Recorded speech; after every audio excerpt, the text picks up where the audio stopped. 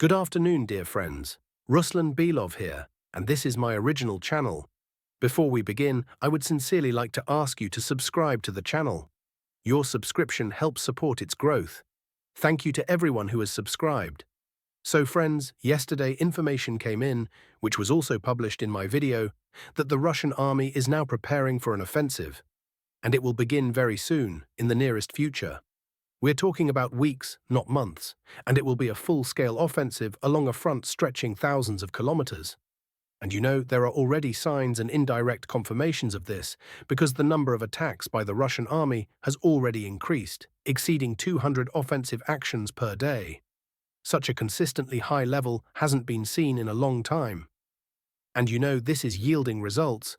In particular, the situation for the Ukrainian armed forces in this area has deteriorated significantly. This is in the southern part of Donetsk oblast, and not just in one specific sector, but across all sectors.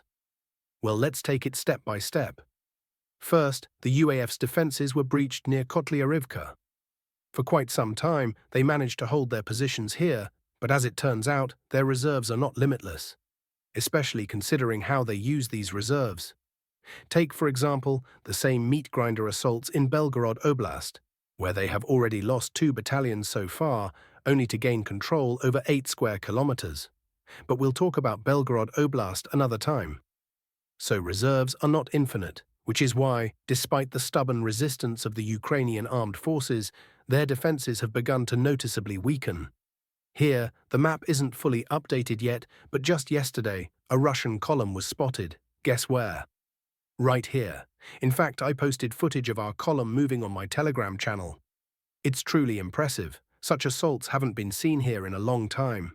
With armored vehicles involved, with breakthroughs like this, a column advancing 3.5 kilometers in one go.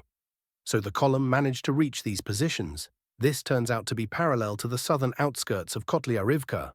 And this is huge progress, because it means that any day now the assault on Kotlyarivka itself will begin. That's one thing. And again, this is the last village before the border with Dnipropetrovsk Oblast. And from these positions, the border is just 3.5 kilometers away. That's why yesterday, Ukrainian social media was in real panic. Everyone has already accepted that very soon, the Russian army will not only enter Dnipropetrovsk Oblast, but also reach Novopavlivka. Maybe these are overly panicked reactions and scenarios, but the fact remains that the UAF's problems here continue to grow. And not just near Kotlyarivka, but also further south here. Russian troops also advanced 1.5 kilometers yesterday and managed to reach Bodanivka. Not just reach it, they entered the southern outskirts of the village. Again, the goal here is also Dnipropetrovsk Oblast. Russian troops yesterday managed to break through the UAF's defenses in front of the village and gain a foothold on the southern outskirts. And here, essentially, there's a small cluster of villages. As you can see, they're located close to each other: Bohdanivka, Toretsk, and Orakov. Here, for example, the distance is 700 meters, and here it's 400 meters. And right here is the border. I'll say right away, this won't be an easy walk. The Ukrainian armed forces, while retreating to these positions, managed to build a defensive line here specifically to prevent a breakthrough toward the Dnipropetrovsk Oblast border. So of course they will cling to every house in every village. But nevertheless, they don't have the strength to completely stop the advance, let alone push back the Russian army. Movement continues in the fields between this sector and Andriivka. Or rather, I'd say, delayed updates on American and Ukrainian maps. Because these areas have been under Russian control for about a week now, and only now are they starting to be updated when it's already clear that. But in any case, they are 100% under Russian control. Near Andriivka itself, there haven't been any significant advances yet. No assault actions are being taken on neighboring Oleksandrivka either. I think they're waiting for the situation to unfold further south, specifically the resolution in Rozliv. It's approaching here. I mean, the resolution. Yesterday, for example, assault troops broke through to the center of the village. And by this morning, more than half of Rozliv was under Russian control, with fighting still ongoing. Part of the UAF garrison tried to retreat to Bohatyr yesterday, but they failed because they were destroyed by artillery fire here, in the fields. Moreover, there have already been reports from Ukrainian military experts about Russian units advancing toward Bohatyr itself. But you know, that's not even the worst part for the UAF. Taking Bohatyr head-on will still be very difficult, and they understand that perfectly well. The worst thing for them is something else: the advance further west in this sector. What's so bad here? The fact that the UAF's defenses here are also failing, and there's a high probability that Russian troops will break through to this road, T-0518. This is the only road by which the UAF garrison in Bohatyr can retreat. If this road is cut off, that's it. They're trapped. So here's a screenshot for you. Ukrainian military experts are saying that even now, or rather as of yesterday, the UAF should have already abandoned Bohatyr. Otherwise, it will be too late. And in this regard, they're not lying. That's exactly how it is. Because here, in Vesele, the Ukrainian Armed Forces, UAF, have already been encircled. Yes, it's a small garrison, just a couple dozen fighters, but nevertheless, the final battles for the village are now underway. Though in reality, the outcome is already decided, since the UAF is blocked from the south and the north, and fighting is already taking place in the center. What's next? Next is Fedorivka, then Kamar, and that's it. Hello, the last retreat route for the UAF. In short, they're in deep trouble here. And there's no hint of stabilization, something even Ukrainian military experts admit, saying it's a complete disaster for them as they still can't stabilize the front. Yesterday, Russian forces pushed the UAF out of this village. Vesele, meaning 4 villages in Sumy oblast, are now under Russian control. And from Vesele, the advance will undoubtedly continue toward Belovody, just as it will from Zhuravka. Then from there toward Unakivka. Again, the key point here is that there's no stabilization in sight. And what's most interesting is that the offensive is currently being conducted with, and I want to emphasize this word, extremely limited forces. Just infantry on quad bikes. No vehicles, no tanks, no armor, nothing. Just infantry and quads. And yet, the UAF still can't stabilize the situation. Yes, the advance is slow, but it's happening.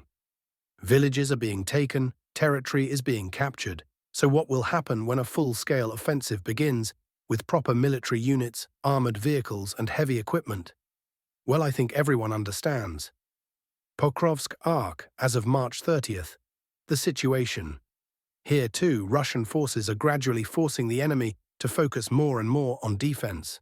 Yesterday, Russian troops pushed the enemy out of the northern part of Lysivka and began probing their positions in the village of Suky Yar. There are also attempts to expand the Russian presence in Udakne and complete the liberation of Pishchane. Meanwhile, the enemy is still showing some activity near Kotlin. But overall, given the UAF's defensive problems further south, in the inter-river area, their command will have to pull units from here and throw them there. This will only widen the window of opportunity for Russian forces in this sector. Kursk border area. The remnants of the UAF are gradually being pushed back across the Russian border, but small concentrations remain. Russian forces continue advancing confidently. After retaking control of the Sudja checkpoint and Hoholevka, officially confirmed by the Defense Ministry, the only areas still held by the UAF are Oleshnya, part of Guevo, and Hornal. In Guevo, according to reports, fierce fighting is already taking place in the center of the village. Russian forces are also clearing the surrounding forests. Near the border with Belgorod Oblast, the UAF continues to accumulate personnel and equipment, especially on the outskirts of Miropolya, Sumy Oblast.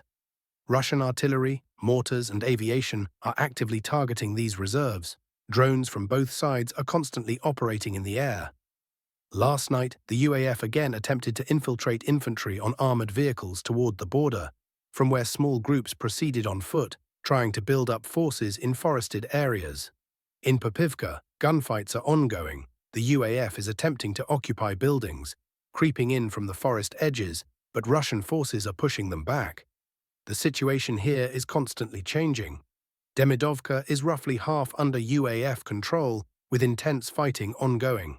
Russian units have cleared about half of the settlement. UAF groups still hold some houses and basements.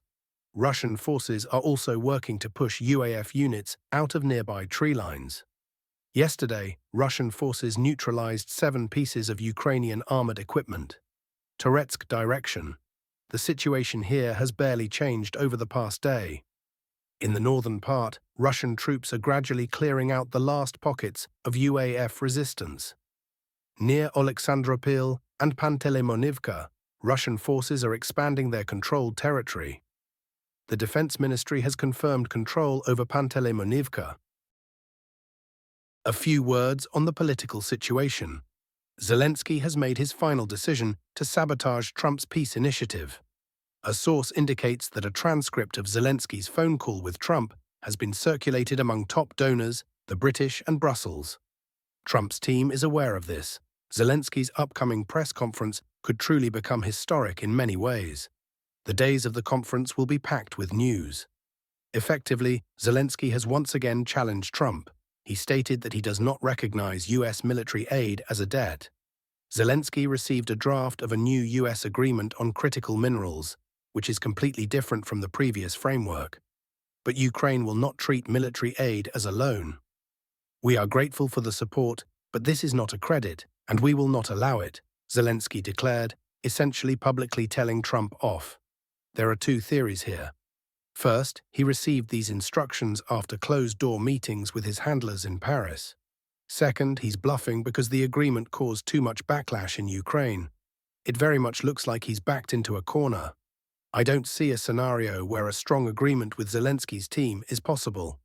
Kyiv won't adhere to it. If we bet on a peace without victory, we'll end up with a long festering wound called the Russian-Ukrainian border, writes Alexander Sladkov. Ukraine will be pushed into economic collapse and, to avoid revolution, will restart hostilities.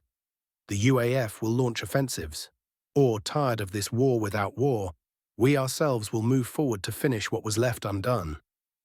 Final notes. Well, that's all for today's Frontline update. I wish you all a good weekend. Like, subscribe, and see you soon.